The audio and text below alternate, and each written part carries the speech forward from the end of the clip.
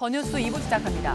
서해 공무원 피격 사건 당시 문재인 정부 청와대 안보라인 책임자였던 서훈 전 국가안보실장이 법원에 나와 구속영장 실질 심사를 받고 있습니다. 구속 여부는 오늘 밤 늦게 결정될 예정인데 서 전 실장의 신병 처리 결과에 따라 전현 정권 갈등이 분수령을 맞을 수 있다는 전망이 나옵니다. 화물연대 파업이 9일째 계속되면서 기름이 동난 주유소가 전국 50여 곳으로 느는 등 산업계 피해가 누적되고 있습니다. 정부와 화물연대의 평행선 대치가 계속되는 가운데 정부는 시멘트에 이어 정유 분해로 업무 개시 명령을 확대하는 방안을 검토하고 있습니다. 이태원 참사를 수사하는 경찰청 특별수사본부가 서울 치안 책임자인 김광호 서울경찰청장을 피의자 신분으로 불러 조사하고 있습니다. 특수본이 소환한 인사 가운데 가장 고위급으로 유족들이 강력히 주장해온 이른바 윗선 수사로 더 뻗어나갈 수 있을지 주목됩니다. 우리 축구대표팀 벤투호가 오늘 밤 12시 포르투갈과 운명의 조별 예선 3차전을 치릅니다. 일단 포르투갈을 무조건 이기고 우루과이와 가나 경기 결과를 지켜봐야 16강 진출 여부가 결정됩니다. 지난달 소비자 물가가 5% 올라 7개월 만에 가장 낮은 상승률을 기록했습니다. 농축수산물 가격 상승세가 꺾이고 공업제품 가격도 상승폭이 줄었지만 당분간 5% 안팎 고물가가 이어질 거란 관측이 나옵니다. 여야의 예산 전쟁으로 예산안 법정 처리 시한인 오늘을 넘기게 되면서 김진표 국회의장이 유감을 표시했습니다. 국회는 다음 주 8일과 9일에 본회의를 열기로 하고 이상민 장관 해임안과 내년도 예산안 협상을 이어갈 예정입니다. YTN 김영수입니다.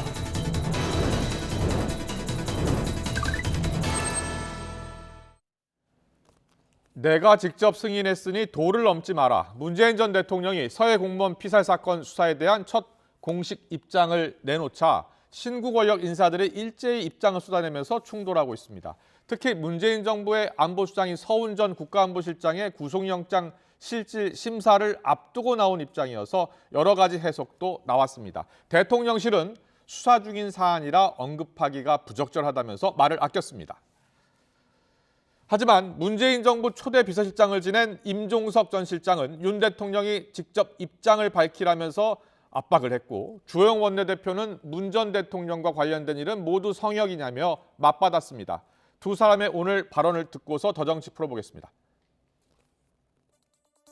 문재인 정부의 장관급 인사들을 마구잡이로 지금 압수수색하고 소환하고 구속영장을 치고 있지 않습니까? 그동안 많이 참으신 거죠. 이렇게 무지막지하게 정치보복을 해대면 그냥 맡고 있을 사람이 어디 있습니까? 검찰권을 윤석열 대통령이 완전히 사유화하고 장악하고 있다는 것은 만천하가 다 아는 일입니다. 윤석열 대통령의 지시나 승인이 없이는 저는 절대로 전개될 수 없는 상황이라고 생각합니다. 아마 자신과 관련됐던 일은 모두 성역으로 남겨달라는 그런 이야기 같습니다. 선을 넘지 마라. 법치주의에 따라서 법에 따라서 조사하는 것이 왜 선을 넘는 것입니까? 오히려 어제 대통령의 발언으로 말씀으로 몇 가지가 드러났습니다. 대통령이 보고받고 관여했다는 사실을 스스로 자백한 셈이 됐습니다. 네, 문재인 전 대통령 서해 공무원 피격 사건 검찰 수사에 대해서 처음으로 공식 입장을 어제 냈죠. 들으신 것처럼 여야 반응 극명하게 엇갈리고 있습니다. 이상민 장관 해임 건의안 처리 문제를 두고서 여야의 대립이 계속 고조되고 있고요. 새해 예산안 삿바싸움 올해도 반복되면서 헌법이 정한 시한 오늘을 지키지 못했고 김진표 의장이 직접 사과 입장을 밝혔습니다. 오늘의 전국 현안은 노동일 경희대 교수 차재원 부산카톨릭대 특임 교수와 함께 짚어보겠습니다. 어서 오십시오. 안녕하세요. 예, 안녕하세요. 안녕하십니까. 문재인 전 대통령이 사실 이 서해 피격 사건 수사와 관련해서 지난 10월 감사원이 서면 조사를 하니까 네. 대단히 무례한 짓이다라는 입장을 밝힌 것으로 전해졌어요. 네. 근데 물론 그때는 직접 입장을 밝힌 게 아니고요. 어제 이 시간쯤에 직접 입장을 밝힌 건데 문재인 전 대통령이 왜 이런 입장을 그리고 왜 어제 이렇게 밝혔다고 보시는지 두 분께 의견 듣겠습니다. 일단 문재인 대통령은 검찰의 수사 자체가 상당히 무리하다고 생각을 하고 있는 것 같아요. 우리가 이미 알고 있듯이 서 국방부 장관, 김홍희 전 해경청장이 구속이 됐다가 구속 적부심에 의해서 풀려났잖아요.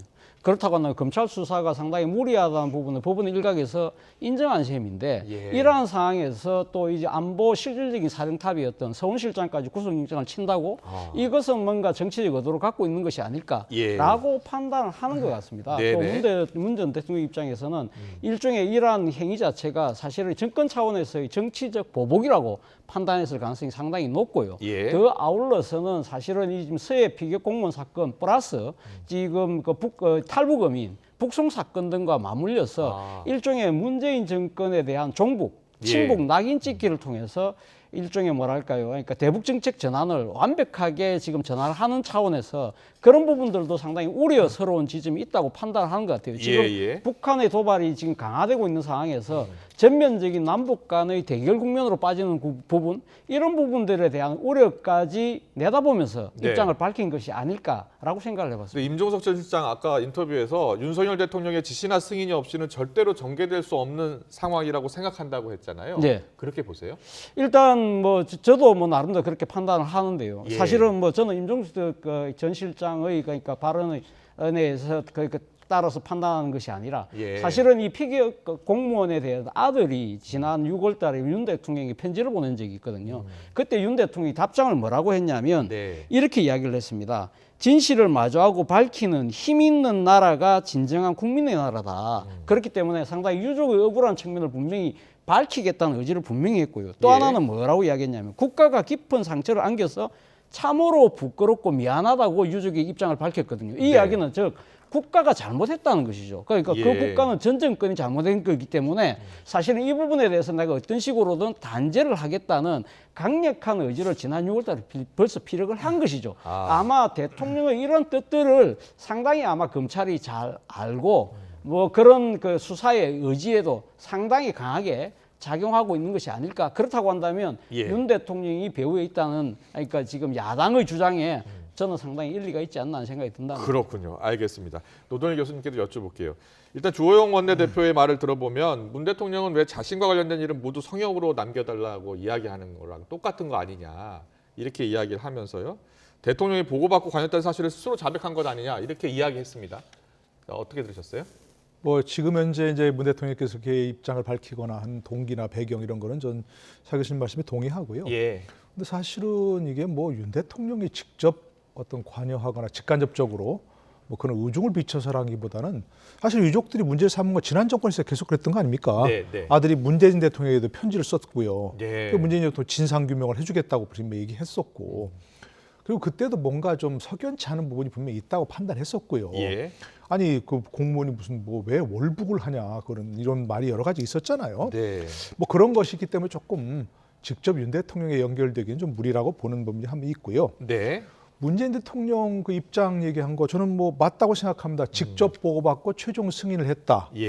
대통령이 최종 승인을 해야 그런 것들이 결국 뭐 어떤 최종적으로 어떤 것인지 결론 날 거 아니겠습니까? 그런데 문제는 이제 그 대통령의 최종 판단의 근거가 여러 가지 정보일 거 아니겠습니까? 뭐 해경, 국방부, 국정원을 통해서 그 취합된 정보를 안보실장을 거쳐서 분석을 하고 그런 것 대통령에게 올라갔을 텐데, 그래서 그걸로 판단했을 텐데, 그 당시에는 이제 뭐 월북으로 판단하고 또 북한에서 그걸 사살했다고 하는 것이 아무 문제가 없었을 텐데, 만약에 대통령의 판단의 근거가 된 정보가 오염됐다면, 중간에 조작이 되었거나 어쨌든 뭐 고의로 했다거나 아니면 실수라거나 아니면 급박한 상황에서 판단이 잘못됐거나 하는 그런 것들이 문제라면 그건 밝혀야 되는 거죠. 그러니까 대통령이 잘못했다가 아니라 이제 문재인 대통령이 당시 고의로 왜곡했다거나 잘못했다는 게 아니라 문 대통령 판단의 근거가 된 정보가 잘못된 게 있었다면 그거는 분명히 밝혀져야 되는 거죠. 그게 유족들이 바라는 것이고 또 유족들이 바란다고 해서 고의로 뭐 없었던 걸 만들거나 고의로 뭐 과거 판단을 바꾸거나 그럴 수는 없는 거고 과거에 잘못된 판단이 있었다면 바로 잡는 그분이 분명히 있어야 되는 거죠. 이 노동일 교수님 이제 월북 판단에 있어서 어떤 그 판단 자체가 아니라 그 판단하는 과정이 혹시 불법은 있었는지 네. 이런 조사도 좀 필요한 것 아니냐는 네. 생각이세요? 뭐 그런 부분들이 만약에 해서 의혹이 있다고 한다면 당연히 들여다봐야 되겠죠. 그러나 네. 지금 아마 문재인 대통령과 민주당의 입장에서 봤을 때는 사실은 어떻게 보면 수사의 방향과 목적을 딱 정해놓고 그게 깨맞추게 하고 있는 것이 아닐까라고 보는 측면이 있다는 것이죠. 예, 예를 들면 지금 서욱 장관 그리고 김홍희 해경청장에 대해서 무리하게 구속영장을 신청을 해서 발부가 됐습니다만 구속적 부심에서 풀려났다? 이러한 상황에서도 서훈 실장에 대한 수사를 계속적으로 강도를 높이는 부분들은 상당히 검찰의 수사가 분명한 목적을 갖고 있다고 아마 판단할 수밖에 없지 않나 하는 생각이 들고요. 예. 그렇게 했을 가능성이 높고 그렇기 때문에 문 대통령 입장에서는 어제 입장을 밝힌 것처럼 월북 판단의 주체는 나 문재인이다. 이 이야기를 직접 하고 싶은 것이죠. 그렇기 네. 때문에 사실은 이 문재인 정권에 참여했던 일종의 일선 관료들에 대해서 문제를 따지기보다는 이 전체적인 대북 정책을 그러니까 정하고 상당히 그런 쪽에다가 이 역점을 뒀던 이 최고 책임자의 나에 대한 수사부터 하라는 그러한 아주 강력한 아마 이야기를 하고 싶었던 것이 아닐까 하는 생각이 듭니다. 그렇군요. 홍준표 대구시장이 페이스북에 서해 공무원 피살 사건에서 서훈 실장까지 구속영장이 청구되다 보니 문 대통령이 이제 겁이 나나 보다 이런 표현을 썼던데요. 검찰의 수사가 문재인 전 대통령까지 이어질 것으로 보세요? 저는 뭐 그럴 가능성도 전혀 배제할 수 없다는 생각이 듭니다. 오늘 지금 서훈 전 실장에 대한 구속영장 심사가 이루어지고 있지 않습니까? 예. 만약에 영장이 발부될 경우에는 아마 검찰이 상당히 문 전 대통령에 대한 어떤 식의 조사를 저는 할 가능성이 높지 않을까. 그러나 반면에 서훈 네. 실장의 영장이 기각될 경우에는 네. 아마 제 생각에는 서훈 실장에 대해서 아마 불구속 기소하고 그런 선에서 멈출 가능성도 있습니다만 오늘 그래서 영장 실질 심사의 결과가 상당히 주목된다는 생각이 듭니다. 영장 전담 판사도 좀 부담이 될 것 같긴 한데 만약에 이게 영장이 발부가 된다면은요 문재인 전 대통령도 수사를 받을 것으로 보세요? 그러니까 그 결론 내리기 전에 네. 오늘 이제 그 서훈 전 안보실장에게 예. 구속영장을 청구한 건 저는 바람직하지 않다고 생각합니다. 그분들이 잘못이 없었다. 예. 뭐 그런 얘기가 아니고 구속영장이라고 하는 것은 그분들이 범죄를 저질렀을 때 청구하는 게 아니거든요. 잘 예. 아시잖아요. 범죄가 소명되고 네. 그다음에 중요한 게 뭡니까? 도주하거나 증거를 없앨 염려가 있을 때 구속영장을 청구하는 거예요. 네. 수사와 재판은 불구속이 원칙인 것이고요. 그래서 지난번에 서욱 국방부 장관이나 김홍희 전 해경청장에게 그 구속영장 청구했을 때 똑같이 얘기를 했는데요. 예. 그분들이 잘못한 게 있으면 수사해서 기소해서 재판에 넘기라는 거예요. 네. 그러니까 최종적으로 재판에서 법원이 판단해서 이분들이 뭐 실형을 선고할 필요가 있다. 그럼 그때 법정 구속을 해서 실형을 설계하면 되는 것이고요. 수사 단계에서 구속영장을 청구하는 것은 아까 말씀드린 예외적인 경우 예. 도망하거나 그분들이 도망할 염려가 있겠습니까? 특히 서훈 국정원장 같은 경우는 미국에 있다가 귀국했잖아요. 그러니까 도주한다는 우려는 없는 것이고 증거라는 건 이미 검찰이 다 확보한 국가 기록도 다 돼 있잖아요. 네. 그러니까 저는 무리하게 구속영장을 청구할 필요가 없다 생각을 하고요. 예. 그러니까 근데 아까 말씀드린 이제 문재인 대통령 수사는 예. 저는 아까 처음 말씀드린 대로 이분이 꼭 문재인 대통령이 뭔가 왜곡해갖고 잘못 판단한 게 아니라 판단의 근거가 된 정보가 잘못돼 있다면 네. 그 왜곡됐다면 꼭 문재인 대통령에 대한 수사를 꼭 안 해도 된다는 생각이 듭니다. 예. 물론 이제 뭐 예를 들어서 필요에 따라서 서면 조사라든지 이런 걸 해서 최종적인 결론을 낼 필요는 있겠지만 그렇지 않았으면 좋겠다는 개인적인 생각입니다. 네. 저는 전직 대통령에 대한 그런 불행한 역사가 되풀이지 않았으면 좋겠다는 생각이 들고요. 예. 그리고 또 현 정부에서 보자면 문재인 정권에서 이렇게 동시다발적으로 지금 이재명 대표에 대한 수사가 지금 하이라이트 거의 정점에 다다르고 있잖아요. 예. 굉장히 저항이 지금 크잖아요. 그런데 또 문 전 대통령까지 수사대로 삼아서 본격 수사를 한다? 이러면 정권에 엄청 부담이 됩니다. 네. 그래서 저는 그쪽은 하지 않았으면 좋겠다 하는 생각이 듭니다. 알겠습니다. 두 분 말씀 이 문제에 대해서 여기까지 듣고요. 예산안 처리 법정 시한이 사실 오늘이었잖아요. 두 분 뭐 정치평론을 많이 하셨으니까 예산안 심사가 제대로 지켜진 법정 시한에 제대로 지켜진 경우가 거의 없었던 것 같아요. 바로 그 때문에 국회 선진화법이라는 걸 만들었지 않습니까? 그랬죠. 그래서 그러니까 지금 예산 심의가 만약에 법정 시한 내에 안 될 경우에는 바로 이 법정 시한이 12월 2일 오늘이죠. 그래서 정부 원안을 바로 그러니까 본회의에 부의시켜서 지금 거기에 대한 가부를 묻기로 했는데 그거조차도 지금 사실상 저희 지켜지지 않았다. 2014년 국회 선진화법 처음 시행될 때 한 번 지켜졌고요. 아, 그랬군요. 2020년 한 번 지켜졌고 두 번밖에 안 지켜졌어요. 예. 그렇게 하니까 여야가 물론 그 과정에서는 여야가 사실은 국회 선진화법 이후에는 합의를 해서 그나마 수정안을 가결을 해서 그러니까 지금 뭐 12월 31일까지도 간 경우도 있기는 합니다만 가급적이면 정기국회 내에 끝내는 쪽으로 갔거든요. 그런데 이번 같은 경우는 사실 지금 오늘 뭐 김진표 의장이 여야가 지금 상당히 그 협상이 제대로 안 되고 있기 때문에 8일하고 9일로 본회의를 여는 걸로 늦추기는 했습니다만 그래서 아마 지금 김진표 의장은 정기국회 회기 내에는 그 끝을 좀 내달라는 의미인 것 같아요. 그런데 지금 여야가 이런 과거의 지금 사례처럼 막판에 이 대타협을 하는 정도의 신뢰가 과연 지금 존재하고 있느냐? 예. 그러한 부분들에 있어서 상당히 전국이 늪으로 빠질 가능성이 높다. 그런데 그 전국의 늪이 점점 더 깊고 넓어지고 있다. 그 이유는 이상민 행안부 장관에 대해 해임 건의안 예. 그리고 국정조사 문제 예. 이런 부분들에 대해서 여야가 전혀 의견을 좁히지 못하고 있기 때문에 그렇습니다. 그런데 차 교수님, 예. 지난주 금요일에 네. 여야가 합의를 봤어요. 예산안 처리 후에 국정조사 하자. 그렇죠.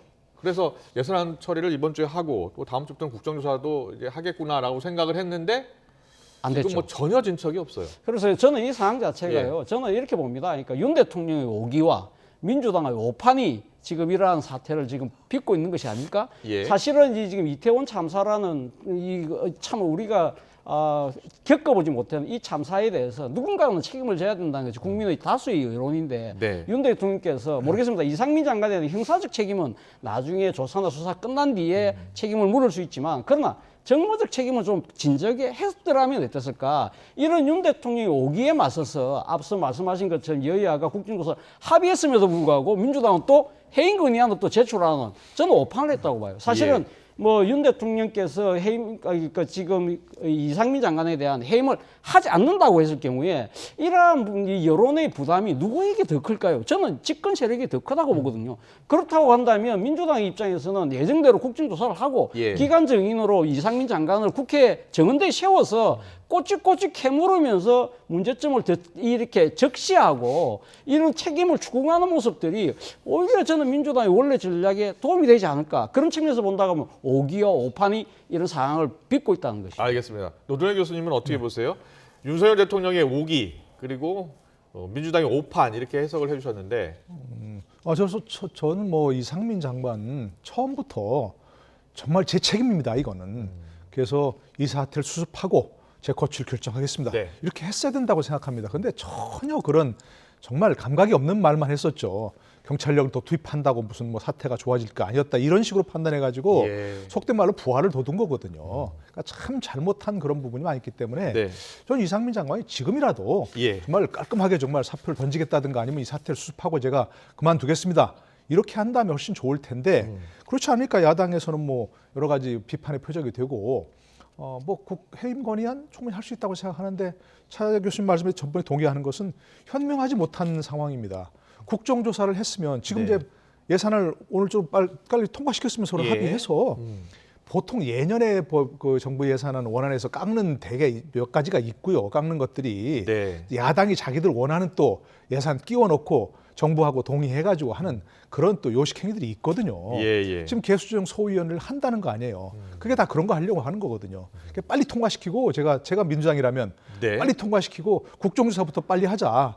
그래갖고 추궁의 대상이 바로 이상민 장관 아니에요. 그러면 거기서 얘기해서 보면 국민들이 보기에도 저런데도 불구하고 거취를 결정하지 않아? 말이 안 되지. 예. 그러면 그때 만약에 윤석열 대통령이 뭐 해임하거나 하지 않으면 해임 건의를 낸다면 당연히 그거는 국민들이 보기에도 설득력이 있는 행보죠. 지금 해임 건의안이 이번에 처리되지 않으면, 그러니까 처리되고 또 윤석열 대통령이 수용하지 않으면 또 탄핵 소추안도 발의하기로 한 상황이거든요. 그렇죠. 예. 그러니까 탄핵 소추안을 발의할 경우에는 아마 그 가결될 가능성이 높죠. 그러니까 네. 지금 국무위원 같은 경우는 지금 제적은 가반수만 동의만 받으면 되니까 지금 167석이니까 충분히 다력으로 할 수 있잖아요. 예. 그렇다고 하더라도 그러면 그러면 해임 건의안보다 좀 더 강력할 수 있는 것은 이상민 장관에 대한 직무를 정지가 되는 거잖아요. 근데 네. 만약에 하나 그것이 헌법재판소에 가서 그것이 기각될 경우에 그 정치적인 부담은 가면 어떻게 한다는 겁니까? 그리고 또 하나는 사실은 이상민 장관이 그러면 탄핵소추에 의해서 직무가 정지됐을 때 윤 대통령이 그러면 그 장관을 경질할까요? 그냥 두지 않겠습니까? 그렇다고 한다면 지금 이 행정 안전에 대한 상당한 업무 공백이 생긴다. 이런 부분들에 대한 또 상당한 비판 여론이 생길 수 있는 것이거든요. 예. 과연 민주당 입장에서는 해임 건의안 자체도 사실 구속력이 없는 상태에다가 이 지금 탄핵소추안까지 해서 국정의 공백까지 자아내고 있네? 이런 식의 또 비판을 살 소지도 있다. 그런 측면에서 본다고 한다면 저는 민주당이 상당히 좀 더 현명하게 예. 지혜롭게 했으면 어땠을까 하는 아쉬움을 금할 수가 없다는 거죠. 여야 대치 전선이 계속 확대가 되고 있는 지금 전국 상황이어서 네. 다음 주 8일, 9일 본회의 열어서 처리하는 것도 쉽지 않다 이렇게 예상하셨잖아요. 예, 저는 쉽지 않을 예. 거라 봅니다. 노정 교수님. 저는 예산안 처리는 야당도 하려고 할 거예요. 왜냐하면 본인들이 지금 엄청난 쪽지 예산 받은 게 다 있거든요. 반영을 예. 해줘야 됩니다. 예. 아까 얘기하신 대로 지금 국회 선진화법에 따르면 오늘 자정까지 만들면 그 바로 원안이 부의되게 돼 있어요. 근데 그걸 만약에 저 야당에서 부결시켜 버린다? 그리고 자기들 수정을 낸다? 그것도 헌법 위반이라고 될 수밖에 없는 상황이거든요. 정부 제출한 네. 639조 원인가요? 그게 네. 그대로 그냥 네. 부의해야 되는 겁니까? 근데 부의해야 되지만 이제 원안이 통과된다는 보장은 없는 여야가 거죠. 수정안을 네. 이렇게 합의를 하면 그거는 또 바꿀 수가 있습니다. 근데 예. 지금 보니까 지금 제가 이때까지 보면서 그 예산 전국에서 상당히 좀 특이한 점이 여당이 그렇게 급하지가 않아요. 여당 입장에서는 오히려 상당히 이 지금 예산 처리 부분보다는 상당히 어떻게 보면 지금 예산에 대한 부분 심의권은 어떻게 보면 거의 아라고 할 수 있는 민주당이 지고 있잖아요. 예. 오히려 이렇게 해서 이 예산 처리가 상당히 조금 위태위태해지는 것 자체가 여당의 입장에서는 아마 거야의 행포를 드러낼 수 있는 찬스라고 생각을 하고 있는 거 아닐까? 라는 생각이 들 정도로 상당히 뭔가 좀 여야 거꾸로 돼 있다. 그 대신 야당 입장에서는 조금 많이 서두는 것 같은데 예. 그래 좋다. 야당 입장에 그래 좋다. 그렇다고 그러면 우리가 예산 정액권은 없잖아요. 정액을 하려고 하면 지금 정부의 동의를 받아야 되니까. 그렇지만 우리가 지금 국회 과반수를 갖고 있으니까 깎을 수는 있다. 네. 그러니까 윤석열 정부의 대표적인 정책들은 내가 깎겠다. 그래 한번 어떻게 한번 해볼래? 이렇게 지금 상당히 지금 어떻게 보면 양쪽이 상당한 나름대로의 정치적 자존심으로 지금 부딪히고 있기 때문에 상당히 타협이 점점 어려워지고 있는 것이 아닐까. 그래서 앞서 말씀하신 것처럼 저도 막판에 대타협과 이런 부분들을 나름대로는 기대를 하고 있습니다만 지금 전혀 보지 못했던 여야가 지금 뒤바뀐 모습 이런 모습들이 상당히 우려를 자아낸다는 겁니다. 알겠습니다. 다음 주제 넘어갈게요. 성탄절 특사 이야기 좀 해보겠습니다. 이명박 전 대통령, 김경수 전 경남지사 특별사면 단행될 가능성이 있다라는 보도가 나왔습니다. 대통령실에서는 정확하게 입장을 밝히고 있지 않고요. 우상호 의원이 오늘 라디오에서 이런 말을 했는데 듣고서 이야기 더 나누겠습니다. 국민 통합을 위해서는 저는 지금 시점에서는 검토할 때가 됐다. 저는. 이명박, 김경수 두 사람 다 화합, 통합의 측면에서 다 하는 게 낫다. 일제는 양쪽에 상징적인 인물이 되어 있죠. 그러니까 그 둘 중에 한 명만 하게 되면 예. 그건 국민 분열 사면이 될 거고. 포스트 이재명이자 경쟁자로서 김경수 전 지사가 될 수 있다. 이런 썰이 돌고 있거든요. 감옥에 있는 사람을 가지고 무슨 그런 얘기를 합니까? 풀려 나온 다음에나 지금 감옥 안에서 그런 구상을 하겠어요? 네, 자, 두 가지 사안 하나 여쭤볼게요. 일단 특별사면에 이명박 전 대통령, 김경수 전 지사 포함될 것이다. 이렇게 지금 그럴 예상했잖아요. 거라고 해 저도 생각합니다. 예, 그렇게 보세요? 아니 윤 대통령은 지금까지 계속 MB 사면을 하고 싶어 했잖아요. 근데 정치 여건이 좀 마땅치 않아 가지고 예. 하기 어려운 그런 상황이었고 네. 지금은 이제 성탄절이니까 특히 또 뭐 국민 통합 아까 우상문 잘 얘기했지 않습니까? 네. 그런 명분 지금 다 들고 하고 있을 거고요. 준비를 하고 있지 않았고 예. MB 혼자 할 수 없잖아요. 같이 해줘야 또 비판도 좀 덜하고. 그렇게 그것도 보시는군요. 현재 정권 측면에서는 저는 김경수 지사를 어차피 내년 5월이면 나오긴 나오니까 네, 네. 큰 의미는 없지만 감옥에 있는 사람은 정말 일각이여삼추죠. 그런 얘기가 많이 나오고 있는데 그러면로써 사실은 또 야당의 일종의 분열이라든지 또는 경쟁 관계 이런 것들을 만들어내는 것도 있으니까 정치적 어떤 정략적 차원에서도 저는 충분히 고려할 수 있고 될 거라고 생각을 합니다. 알겠습니다. 그럼 첫 번째 질문이 이제 이명박, 김경수 두 사람의 사면 복권 가능성 그리고 두 번째 포스트 이재명이자 경쟁자가 될 것이다. 김경수 네. 전 지사가 네. 나오게 된다면 네. 그렇게 보세요? 실제 나오게 되면 상당히 정치적 비중이 있기 때문에 아마 그렇게 될 가능성이 높지 않을까. 그렇다고 한다면 바로 그러한 전제 조건에서 본다고 한다면 이 특별 사면이 네. 만약에 여권에서 이명박 전 대통령에 대한 사면만 하진 않을 것이다. 아. 결국은 아까 이제 두분다 교수님 같은 말씀하신 의견이시네. 것처럼 예. 김경수 지사를 내면 형평성도 맞고 또 어떻게 보면 민주당 내의 약간의 정치적인 긴장도 또 나아가서는 이 갈등 국면까지 잡아낼 수 있다고 한다면 예. 뭐 그 굳이 마다할 필요가 없지 않을까라는 생각도 듭니다. 알겠습니다. 그런데 지금 국민의힘이요. 친윤계 의원들 주도하에 새로운 공부 모임을 출범시킨다고 합니다. 뭐 기존에 이제 민들레라고 있었는데 민들레 네. 대신에 뭐 국민 공감이요. 예, 예.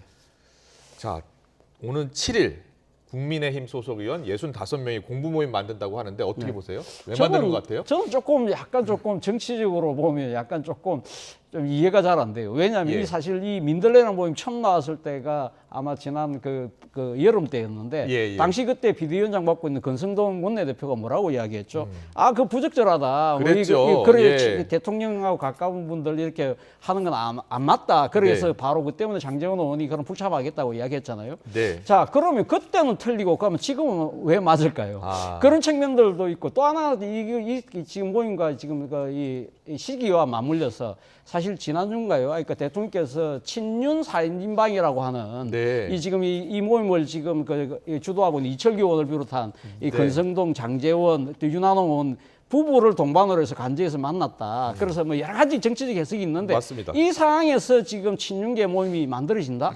이거는 지금 민심을 들을래 아니고 윤심을 들을래 아닐까? 그렇다고 한다면 이름을 국민공감으로 바꿀 게 아니라 예. 윤들레로 바꿔야 되는 거 아니냐? 뭐 그런 이야기가 나올 정도라는 것이죠. 그런데 다음 주 출범한다는 이 모임의 성격을 놓고서 내년 2월, 3월에 있을 차기 전당대회와 이렇게 연계시켜서 보는 분들이 많아요. 그러니까 당연하죠. 결국은 네. 차기 전당대회에서 친윤계 의원을 대표로 만들 것이다라는 전망이에요. 어떻게 보세요? 당연히 이렇게 뭔가 뭐 공부 모임이라고 하고 있지만 사실은 개파 모임인 것이고 지금 이제 현재 뭐 있는 의원들 보면 뭐 과반이 되잖아요. 네. 과반을 모이니까 최대 개파라고 할 수 있고 어차피 뭐 친윤계가 대부분인 것이고 현재 뭐 반윤계라고 할 수는 없자는 거 아니겠습니까? 예, 대통령 예. 취임 초니까. 당연히 근데 내년 2, 3월쯤으로 이제 뭐 전당대회가 이제 진다면 예. 당연히 지금 뭔가 그런 모임이 있어야 될 것이고 네. 움직임이 있어야 될 것이고 너무 당연한 모임이라고 생각합니다. 그게 좋다는 얘기가 아니고 정각 정치 구도상으로 보면 그런 움직임이 있으면 자기들이 어떤 지지할 수 있거나 아니면 자기를 대표할 수 있는 사람을 세워야 한다고 생각하는데 네. 그러나 현재로서는 누구를 내세워야 할지는 아직 없을 겁니다. 대안이 네. 확실치 대안이 않고요. 없다. 예, 확실치 않고. 그런데 대안 가운데 한 사람을 한동훈 법무장관이 아니겠느냐라고 보는 분도 있던데 뭐 너무 빠르다라는 분도 네. 있고요. 근데 오늘 나온 여론조사를 보니까 장내 정치 지도자 선호도에서 이제 이재명 대표가 23%로 1위, 한동훈 장관이 10%, 그리고 홍준표 시장이죠 4%, 안철수 이낙연 3%, 오세훈 유승민 이준석 2% 나온 여론조사, 갤럽 여론조사가 나왔습니다. 자, 지금 장내 정치 지도자 선호도 여론조사를 어떻게 읽고 계세요? 저는 뭐 지금 이재명 대표가 사실 뭐 1위 간 부분은 지난 대선 때의 그 득표를 본다고 하면 당연한 것인데 주목되는 부분은 결국 한동훈 장관이잖아요. 예, 한동훈 장관 예. 정치인도 아닌데 벌써 근데 이 여권 내에서는 지금 다 압도적인 1위를 달리고 있다. 이런 부분들은 상당히 그동안 한동훈 장관이 국회에서 보여줬던 여러 가지 은행들 그리고 네. 또 하나는 상당히 지금 이 검찰 수사를 지휘하고 있는 사실상 법무부 장관의 자리에 있다는 그런 측면들 때문에 상당히 아마 보수 지지층들이 한동훈 장관에 대한 거는 기대가 네. 상당한 것 같아요. 그런데 문제는 한동훈 장관이 즉 이제 본격적인 정치인으로 데뷔를 했을 때 과연 얼마만한 정치력을 보여줄 수 있을 것이냐 그런 부분들은 상당히 그거를 지금 안철수 의원도 이야기하더라고요. 그렇죠. 예. 그러니까 그런 부분들은 지켜볼 대목이기 때문에 제가 봤을 때는 지금 당장 다음 차기 전당대회 나오기보다는 아마 차기 총선에 아마 네. 수도권 아주 주요한 지점에 그렇게 가서 보는 출마를 분들이 해서 많으신 것 같아요. 예. 하나 분위기를 몰아가서 그걸 토대로 해가지고 차기 주자로 완전히 올라서는 그런 수순을 깨하고 있지 않을까라는 생각이 든다는 차기 겁니다. 당대표보다는 이제 총선에 나갈 가능성이 높고 네. 그리고 차기 대선 주자로 가기에는 이제 상수가 되는 것 같다. 이렇게 그렇죠. 보는 분들이 많을 네. 것 같아요. 그런데 이제 안철수 의원이나 오세훈 시장 같은 경우에는 3%, 2% 나왔네요. 예. 아니, 그러니까 지금 무슨 윤 대통령 취임 6개월밖에 안 됐는데 자기 정치 지도자를 꼽는다는 게 사실은 우스운 거죠, 저런 게. 그러니까 저게 나온 것들은 얘기하신 대로 뭔가 화제성 있는 인물. 네. 이재명 대표는 별례로는 하고 그건 뭐 상수니까. 다른 사람들은 뭐 좀 계속 오세훈 시장이 만약 계속 뭔가 화제성 일으키고 했다. 그러면 오세훈 시장이 높게 나오죠. 예. 근데 이제 한동훈 장관이 그렇죠. 계속 예. 화제 인물이 되니까 그런 것이고, 지금 뭐 거의 당 대표다. 본인도 아마 생각 안 할 거고 괜히 네. 그렇게 말하는 사람들은 호사가일 거예요. 예. 아니 6개월밖에 안 된 사람이 법무장관 12월쯤 그만두고 나와서 3월달 전당대회 나간다. 예. 지금처럼 뭐 이렇게 뭐 하는 뭐 다른 사람 말하는데 따박따박 다 하면 당 대표 만약 한다 치면 예. 금방 흠집 나서 신선도 떨어질 거예요. 알겠습니다. 민주당하고 대거리 하니까 그렇지. 예. 그러니까 뭐 본인도 생각도 않고 있을 거고 네. 그런 얘기하는 건 정말 호사가 될 얘기일 뿐이다 생각합니다. 잘 들었습니다. 오늘 정치권 이슈는 여기까지 들을게요. 노동의 경희대 교수님, 차재원 부산가톨릭대 특임 교수님과 함께했습니다. 잘 들었습니다. 예, 고맙습니다. 고맙습니다.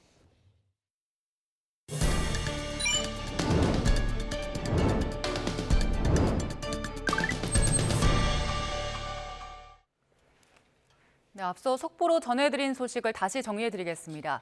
자녀 입시 비리와 감찰 무마 등 혐의로 기소된 조국 전 법무부 장관에 대해 검찰이 징역 5년을 구형했습니다. 오늘 서울중앙지방법원에서 열린 조 전 장관 결심 공판에서 검찰은 조 전 장관에게 징역 5년과 추징금 600만 원, 벌금 1,200만 원을 선고해달라고 재판부에 요청했습니다. 조 전 장관은 아내 정경심 전 동양대 교수, 아들과 공모해서 2017, 2018년 고려대와 연세대, 충북대 법학전문대학원에 허위 인턴 활동 증명서 등을 제출한 혐의를 받고 있습니다. 또 딸의 부산대 의학전문대학원 장학금 명목으로 뇌물을 받은 혐의와 청와대 민정수석 시절 유재소 전 부산시 경제부시장 비위 의혹에 대한 감찰을 중단시킨 혐의도 받습니다. 오늘 0시 기준 코로나19 신규 환자는 52,987명으로 집계됐습니다. 일주일 전보다 700여 명 줄었고 2주 전보다는 3,000여 명 늘었습니다. 신규 환자 가운데 국내 발생은 52,932명, 해외 유입은 55명입니다. 위중증 환자는 460명으로 2주째 400명대를 나타냈습니다. 사망자는 53명으로 누적 사망자는 36,621명입니다. 정부는 코로나19 중환자가 증가 추세를 보이고 있다면서 백신 접종의 중요성을 재차 강조했습니다. 이상민 행정안전부 장관은 오늘 중앙재난안전대책본부 회의에서 이번 주 들어 확진자 증가세는 정체됐지만 중환자 수가 우상향 추세를 유지하고 사망자 수도 하루 평균 40명대라며 상황이 악화할 수 있다고 우려했습니다. 이어 겨울철 실내 활동 증가로 감염 우려가 커지고 면역 감소 등으로 재감염률도 증가해서 개량 백신 접종의 중요성이 더 커지고 있다고 강조했습니다. 유전자 증폭 검사 PCR 검사는 정확도가 높지만 결과 확인까지는 시간이 오래 걸려서 보통 검사 다음 날이 돼야 확진 여부를 알 수 있습니다. 그런데 국내 연구진이 불과 40분 안에 코로나를 비롯한 다른 질병 바이러스까지 동시에 검사할 수 있는 PCR 검사기를 개발했습니다. 양회영 기자의 보도입니다.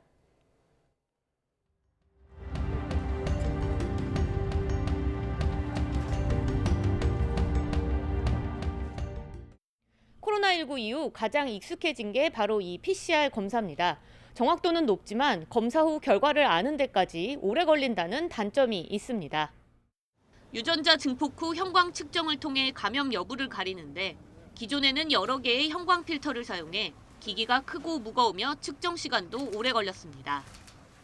그런데 국내 연구진이 무선 통신 기술을 적용해 필터 없이도 빠르게 진단할 수 있는 PCR 진단기기를 개발했습니다. 핵심은 디지털 코드 기반의 형광신호 분리 기술입니다. 원하는 바이러스의 형광신호만 인식하는 특정 코드로 혼선 없이 바이러스를 검출하는 데 성공했습니다. 이를 통해 검출 시간을 기존 4시간에서 40분으로 크게 줄였으며 코로나뿐 아니라 독감과 신종플루, 지카 바이러스까지 서로 다른 바이러스를 동시에 진단할 수 있습니다. 무선 통신 기술이 적용되어서 서로 다른 코드를 변조해서 넣게 되는데 서로 코드가 다르기 때문에 혼선 없이 형광값을 분리해낼 수 있어서 다수의 바이러스를 동시에 측정할 수 있게 됩니다. 이번에 개발한 PCR 진단기기는 간단한 광합 장치들로 구성돼 있어 크기를 약 40% 정도 줄였고 가격도 저렴합니다. 또 기존 장비의 광원 부분만 바꾸면 돼 국산화 가능성도 큽니다. 현재 의료기기 업체 및 진단기기 업체의 기술 이전을 추진 중이며 향후 2년 내 상용화가 가능할 것으로 생각하고 있습니다. 전 세계 코로나 진단기기 시장 규모는 내년부터 줄어들지만 코로나 이외의 다른 감염병 진단 분야는 확대될 것으로 보입니다. 이번 기술이 상용화되면 신종 감염 질환 대응에 큰 역할을 할 것으로 기대됩니다. YTN 사이언스 양효영입니다. 러시아가 우크라이나에 대한 대규모 공습을 준비하고 있는 걸로 알려졌습니다. 러시아는 최근 G20 정상회의에서 불발된 미국과의 정상회담 개최 가능성에 대해서는 긍정적인 입장을 밝혔습니다. 이종수 기자입니다. 러시아 사라토프주 한 공군기지에 대형 장거리 폭격기 20여 대가 늘어서 있는 모습이 미국 민간 위성업체가 지난달 28일 촬영한 위성사진에 담겼다고 독일 슈피겔즈가 보도했습니다. 러시아 군사작전이 증가할 수 있다는 것을 뜻한다고 슈피겔은 분석했습니다.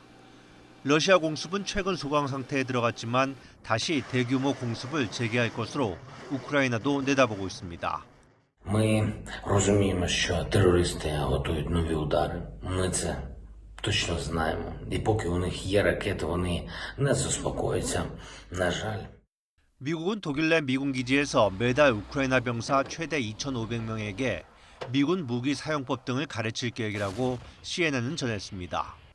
이처럼 우크라전이 다시 가열될 가능성이 있는 가운데 세르게이 라브로프 러시아 외무장관은 러시아는 절대로 대화를 피하지 않는다며 미러 정상회담에 긍정 입장을 보였습니다. 러시아인들 사이에선 우크라전을 계속하는 데 찬성하는 비율이 4개월 만에 57%에서 25%로 급감했다는 조사 결과가 나왔습니다.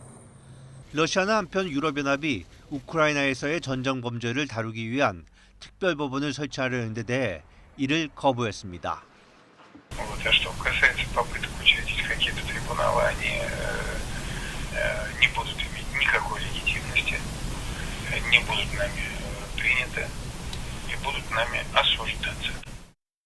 러시아 청산 작업에 박차를 가하고 있는 우크라이나는 러시아 작가 니콜라이 오스트롭스키 동상을 제거하고 러시아 관련 거리 이름도 바꾸고 있습니다.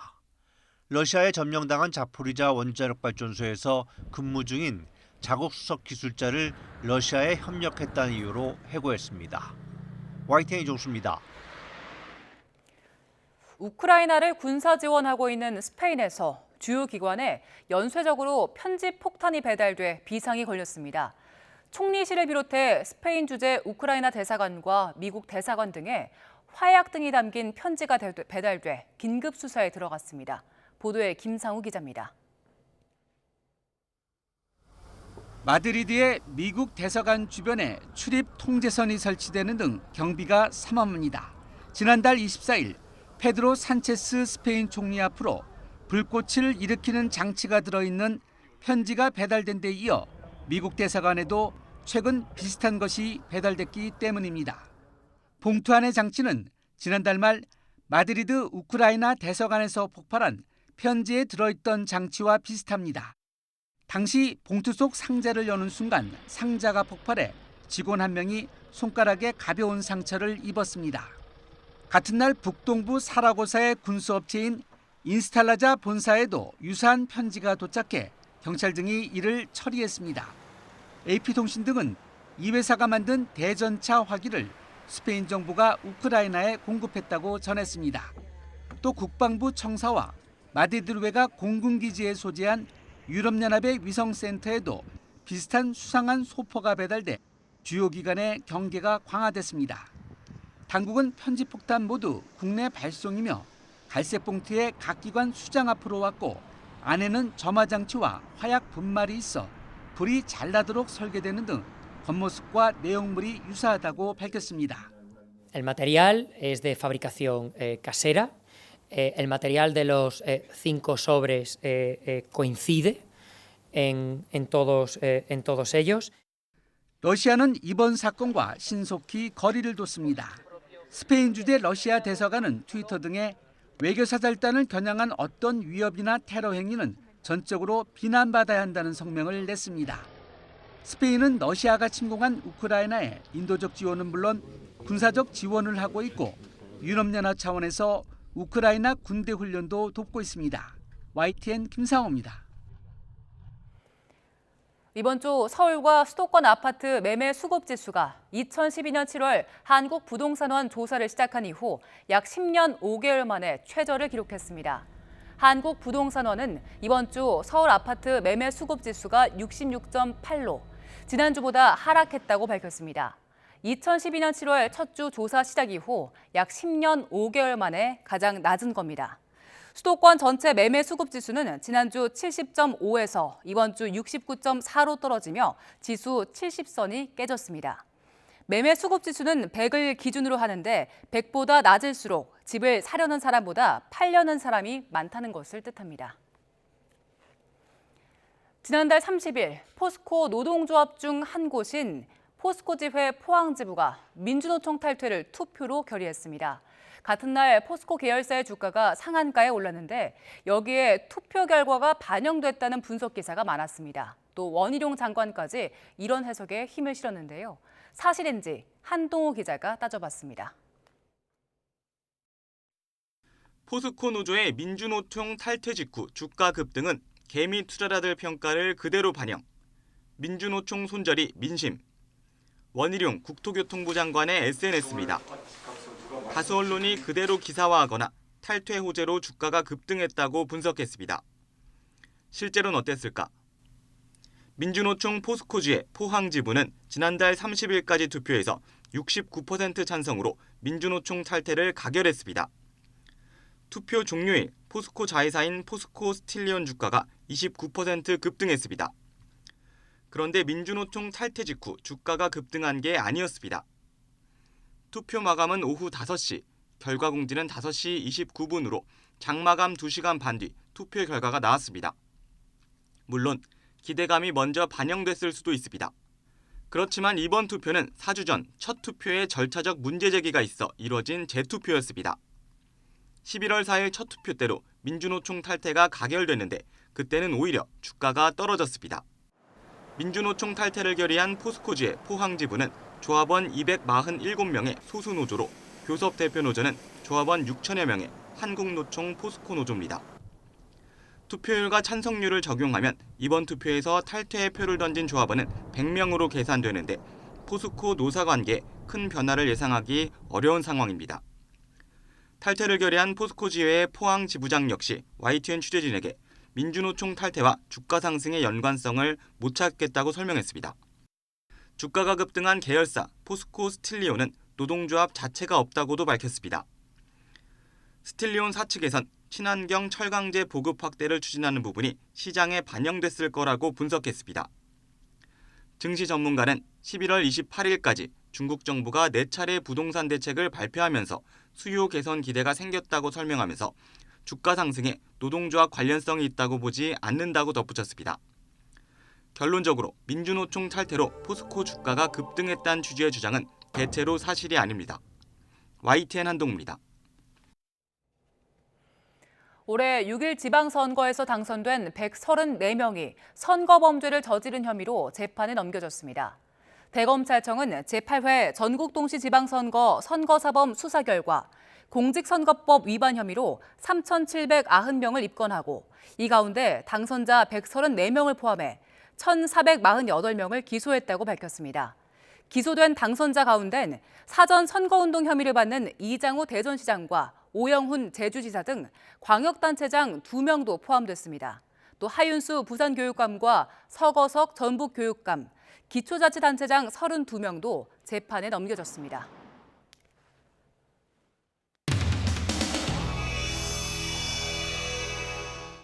회장 쉽게 보세요. 발언 거라고 얘기하세요. 아니, 발언 제대로 한번 주세요. 발언 거라고 얘기하세요. 발언권 주세요, 그럼. 안 줘요. 안 줘요. 제가 얘기하는 거 한다는 거야. 코미디하는 거야. 지금 뭐 하는 거야, 지금?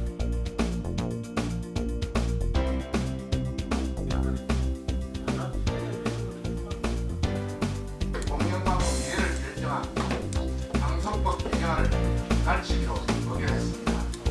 박세홍 간사에 이제 묻습니다. 안건 조정 신청하셨죠? 했습니다.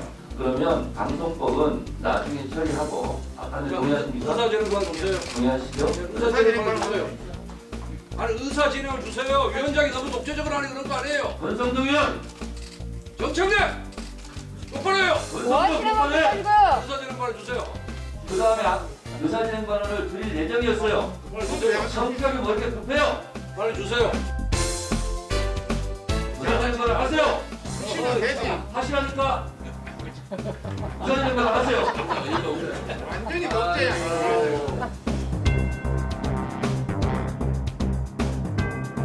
우선 정청래 위원회 그 위원장 자격이 있는지에 대해서 심각한 의문을 권성동 의원 의사진행관을 망하세요. 듣기 싫다면 들으세요. 권성동 의원 가방위원 자격 있습니까? 듣기 싫다면 들으세요. 자격 있어요 없어요? 충분하죠. 있죠. 그러니까 앉아있죠. 저도 위원장으로 선출됐어요. 국회에서. 국회의원은 헌법기관으로 자기 의견을 발휘하는 권성동 의원. 권성동 의원. 그렇게 힘이 세니까 본회의에서 선출된 위원장이에요. 위원장이 내 방금 시간에 내 방금 시간. 내 방금 시간에 얘기하시는 것 같은데 이분기 가지 말고 대통령한테 똑바로 알아가세요. 이분기 하지 말고 우리 정청래가 발언하세요. 위원장 나세요. 내 시간 심의하지 마세요. 심의 한 방 없습니다. 지금 제로잖아요. 아직 시간이 카운트 안 됐단 말이에요. 3분 발언하세요. 우선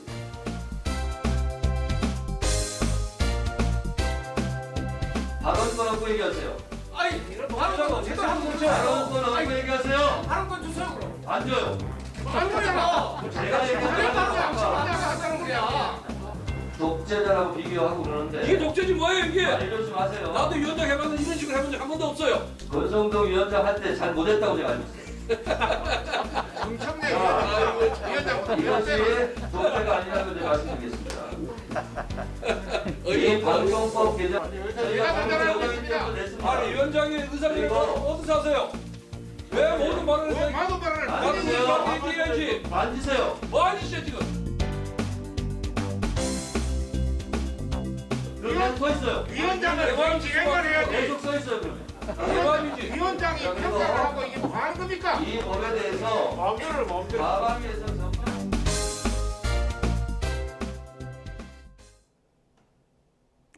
강력한 한파가 주춤하며 낮 동안 영상권을 회복했습니다. 현재 서울 기온은 3도로 어제보다는 3, 4도가량이 높은데요.